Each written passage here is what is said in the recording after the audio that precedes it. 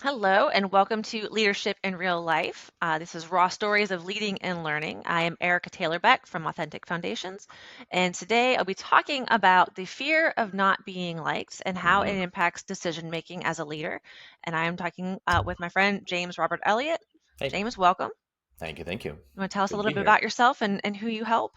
Cool, cool. Love it, love it. So I work with business owners, business leaders, really to look at what is going to move the needle. Often, as our talk today, it's looking at that fear of not being liked. It's looking at taking responsibility for what you want to have happen, even if something may not be necessarily your responsibility. How to take that ownership and get out there and again bust the fears, the doubts, the worries, the burnout, and be congruently and confidently authentic, because then that's when people will resonate with us. That's when people will promote us, will hire us, will do business with us. Yes, so that humanity piece, I love it. Exactly. Love it. Yeah, exactly. So, thinking about the fear of not being liked, when did you realize that your fear of, or excuse me, your desire to be liked was Yeah. impacting your ability to lead or make decisions? Good question. It was a couple. There's a couple evolutions. In fact, there was a couple evolutions, but even back, I would say probably mid 20s. I would say mid. I saw, I looked around both in business and at work, and looking at the people who are attracting the best clients, the best people, the best friends, the best support partners, referral partners. I looked at those people, and I'm like, well, wait a minute. These people are great people. They're caring, but they don't care what people think about them. They don't worry or obsess what people think about them. If they need to go there, they'll go there, type thing. But 99.9% of the time, they're just amazing, charismatic people that attract others to them without worrying what people think. They say, this is what I believe in. This is my mission, my purpose. This is what I'm going for. Anyone that's on board, come with me. And if you're not on board, that's cool too. We won't do business together. We won't hang out. Maybe we'll hang out at the bar. Maybe we won't hang out at all. And just seeing all these people, and you look, we see it now in the world too. Like Elon Musk, he's an alien. Jeff Bezos, Ariana Huffington, all these amazing people, are a little different. They go against the grain. Oprah, they went against the grain, and they're a little quirky, and that's awesome. So Richard Branson, all these incredible people, men and women that just go against the grain and are different and quirky, and that they embrace their own weirdness, if you will. Mhm. And maybe they have a thing, but it's really they own their stuff. They own any areas that they may not be perfect in. They own it, and when you own something, by the way, people they stop caring about it. They can't make fun of you over it because you own it. Oh yeah, this is me, or I do this, or I do that, or whatever. When you own something, people can't make fun of you about it. It's only when we obsess and worry, oh my gosh, are they going to Yeah. find it that I'm not a good speaker? Are they going to find out that my voice isn't that good? Are they going to find out that whatever, I'm 20 pounds overweight, or whatever, they're going to find out this or that about me? Or are they going to see this? Or are they going to see that?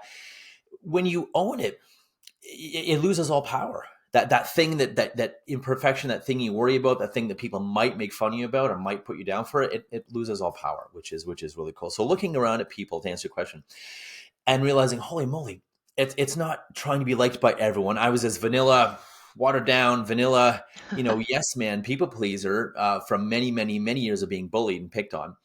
And I'm like, oh my god, I did that Home Alone thing with, it's like it's like, oh my gosh, I'm doing the wrong thing. And because people would chirp on me. They would be like, yo, Elliot, he agrees with everyone. He doesn't have a backbone, can't make a Yeah. decision. Um, and now that I march to the beat of my own drum. In fact, I have a speech called Build Your Own Drum.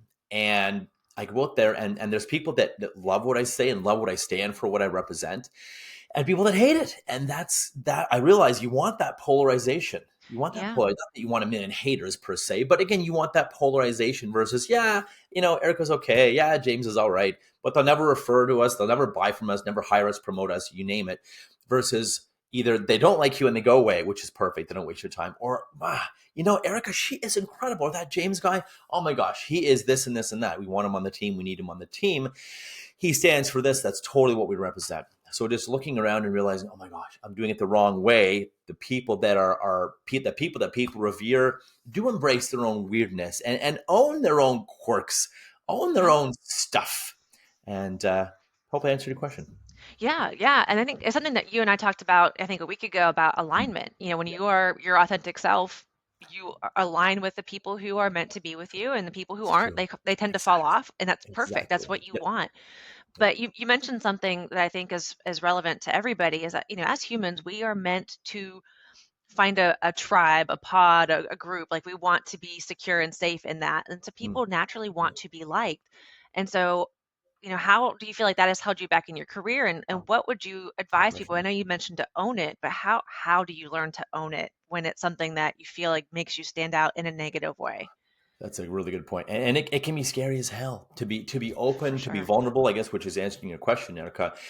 Be open, be vulnerable, because that's powerful. Now, I mean, I'm not saying open the kimono and show them all your, wounds and scars and All warts your and stuff. trauma. You know, although again, if you're open and vulnerable with something, if you own something, if you share it with others, it loses its power. The thing that we're so afraid to share with others, whatever the thing about us or aspect or something physical or something mental or something about us or our past or whatever, when we're so afraid to share it with someone. You ever done that before? You ever shared something? Think about this, everyone. You share something with someone, or you're afraid to tell someone something, and then you do, and it's like, oh, Whew. what a weight lifted off my shoulder. It And they're wasn't as bad like, as I thought. that was, yeah, yeah. And they're like, that's really not a big deal, James, or really not a big deal, Erica, or Bob, or Fred, or Sally, or Jane. That's cool. That's fine. Or wow, that's cool. I'm glad you told me. Or don't even worry about it. Forget it. Don't worry about it. 99% of the time, we're making up and catastrophizing in our own brains. It's a word and a half, and worried what would people think, or I think it's our parents in our brains. What would people say? What would people think? Yeah. And who freaking cares, honestly? If you want to have what you want, to live authentically, live a life you want, and be surrounded by people who light you up and who do business with you, who support you, who want you to win, versus the people who want you to fail, want you to lose, the haters, the fake people. It's exhausting to be a fake, inauthentic version of ourselves. And not so many people are doing this, unfortunately. That breaks my heart. Just, again, to be liked or promoted or have friends or keep certain people around them that are probably not the right fit, maybe never were the right fit for you, definitely no longer the right fit. And sometimes, Yeah. yes, people are going to have to go, and it can be you've probably heard of a sunk cost fallacy in business. Just because you spent money on something doesn't mean it should continue. Just because you've been friends with someone for 1 or 10 or 50 years doesn't mean you should be staying friends with them, or staying working with I've worked with a company for 10 years or 5 years or 15 or 20. It doesn't necessarily mean that it's a sunk cost fallacy. Just because you've invested time, money, energy in something, if it's the wrong something, or if it's failing, Yeah. or you don't love it, or it doesn't resonate with you, or it doesn't make you feel good, stop it. Get rid of it. Yes, I know it can be hard because you pour blood, sweat, and tears into that. But again, none of this, oh, we've been friends or business partners or whatever for this many years. If it's toxic, if it's poison, would you be drinking poison? Oh, I've been drinking poison for 20 years. I probably should keep drinking poison. No, it Yeah. doesn't work like that. So I think, going back to your question, and just culminating the answer here, is to be open, to be vulnerable, face your fears, and as Sir Richard Branson says, screw it, let's do it. Or as Phil Knight of the Nike shoe says, let's do it, or just do it, excuse me, just do it. Um, by the way, the first Nike slogan was "There is no finish line," which I actually like better, because it's true. Life's a journey. There is no It's finish actually, I didn't know that. That's line. interesting. Yeah, yeah. It's when they were working on first. Just do it. Go for it. See, we tend to talk ourselves out of things. So if you just go on our intuition, oftentimes, most times, in fact, all times rather, that I've followed my intuition, it's been good. Worst comes to worst, if you blurt something out, you can always reframe it or apologize. Say, you know what, I meant this instead, or this is what I meant to say. Worst comes to worst, but go with your intuition. 3 second rule: 3, 2, 1. Do it. Speak. Call. Say it. Whatever you want, because your brain tends to fear and, well, what if, and talk you out of it. So 3 second rule: just go do it before your brain can talk you out of it. Whether it's talking to a beautiful person at That's the good. bar, taking action, asking your boss or something, communicating something to someone, having boundaries, saying no, stop, whatever you need to do. No, I love that. I love that. Just don't let your head get in the way. Do it before you get Mm-hmm. in your own way. You mentioned too about, you know, that that relief you feel when you finally tell somebody something. Mm. And one thing I've noticed is that 99% of the time, this is a made up statistic, but most of the time, people are not thinking about you at all. But they're not thinking about you nearly as much as you are thinking Nope. about you and all of Nope. your stuff because they're also thinking about themselves. So you're putting all Exactly. this pressure on situations that don't really exist. Like you're making them up in your mind, and generally they don't matter. But It's true. no, It's true. it's People, it's they crazy how like, everyone I don't say self-centered, but we are. We're just so focused exactly. on us. Like I'm we are so the center of important. our emotions, of the world. Like this is the priority for everybody. You So know, I'm so important. Everyone's thinking about me and watching for where I'm going to fail, where I'm going to fall, or where I'm going to screw up. they don't No, to your care. point, people don't care that much. People really aren't thinking about us. No. There's a joke I love, Erica, and it's I think it's like people in our 20s and 30s and maybe parts of our 40s. We're so worried what people think about us. Then later 40s and 50s and 60s, we kind of stop caring or stop worrying what people think about us. And then 70s, 80s, and 90s, we realized they weren't thinking about us at all anyway. Yeah. It's so true. The next thing Donald Trump does, or whatever, the next news or next failure on TV or next cat video on social media, and people forget all about things, right? So stop worrying so much. Life moves on, things move on. Even if there's a failure, which there's no failure, it's just feedback and growth and learning. Hmm. You either win or you learn. That's the only two options. Yeah. And I think that was a big learning to me too. Just take action, and again, be open, be vulnerable. Wow, you want to build trust and rapport and connect with someone, Yeah. whether it's a date or a sales meeting or whatever. Again, don't open the kimono, avoid opening the kimono. But it's like, hey, I'm having a good time with you. If it's a date, and I'm a little nervous, if I'm being honest. I was a little nervous coming on this date because I really wanted to go well. Or this sales meeting. I came in here wanting to, I don't know, wanting to work with you. I'm excited to work with you, and I'm just like, for some reason I'm a little nervous. I really want to do business with you. I love your company. I love you. I love you as a leader, and blah blah blah, or whatever it might be. Just be Yeah. honest with people. Be a bit vulnerable, and the connection that will bring, you will be immediately surprised. And someone else will probably echo you. Well, I'm a little nervous too, or oh, I'd love to have you work with us, or I'd love for you to promote you, or etc. I was wondering if you were thinking about leaving the company. Yeah, we'll give you a promotion. It's amazing what we get Yeah. if we only ask. And again, that vulnerability, that can be the bridge to that rapport, that trust, versus the shields up, mask up, I'm so great, I'm perfect.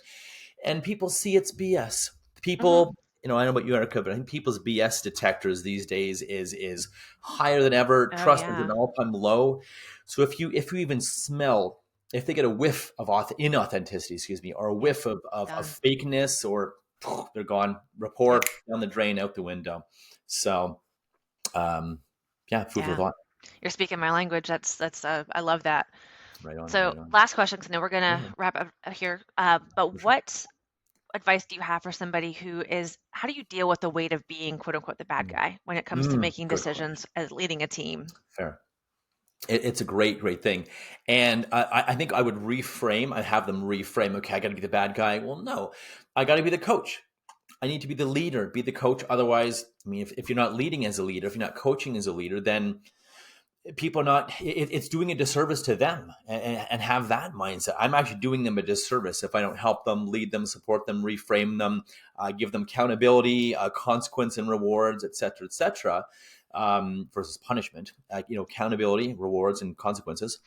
um, I think to realize you're doing a disservice to yourself, your company, to them, and to even other, if it's on a team, you're doing a disservice to other people on the team, because that person may be affecting the team negatively as well. And it might be as simple as a conversation. So a reframe of, avoid being a bad guy at all, per se, avoid being mean at all, or avoid thinking I'm being mean. But if you don't go there sometimes, if you will, or you don't work with them and help them, support them, coach them, and have, again, consequences, and call them out on things in a caring way, it can be a caring way. Look, I really care about you, I really want to see you successful, and I'm seeing this, what's happening, what's going on. So that's a reframe I would give, Erica. I think that's really good and it helps. All right, so I know we are running out of time, but Absolutely. James, how can people find you if they are looking for you or any of your services? Very cool. So I am on LinkedIn, Facebook, Instagram is James R for Robert Elliot with one T, Elliot. I'm also James R Elliot 99 on YouTube.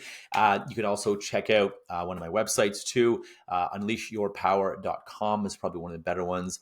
But again, feel free to say hi on LinkedIn or Instagram or Facebook is probably one of the best ways. And again, thanks for having me, Erica. Yeah, thanks for being here today. You Appreciate it. got it. All right, thanks.